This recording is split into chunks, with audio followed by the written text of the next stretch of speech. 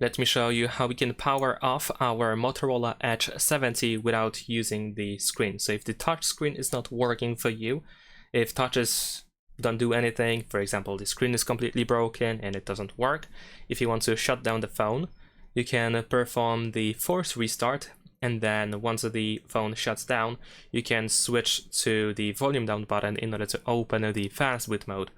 And in the meantime, once you start pressing and holding the power button, you can also use the volume up or volume down button like once you can click in order to refresh the screen, because we have to know when the phone turns off, and the display is put to sleep quite quickly, so this is why we need to use it. So I'm gonna press and hold the power button, and I'm gonna use the volume button in order to refresh the display once it tries to shut down.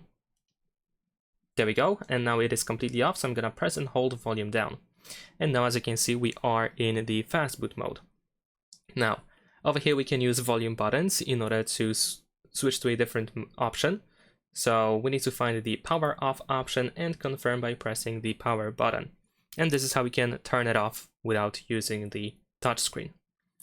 And I'm gonna also turn it back on, and we're gonna see if there is something that we have to do in order to return to the normal mode, but it seems that no. So if you turn it back on, it should be just fine. You should go back to the normal mode without any issue. So that's pretty much it. Thanks for watching, leave a like and subscribe.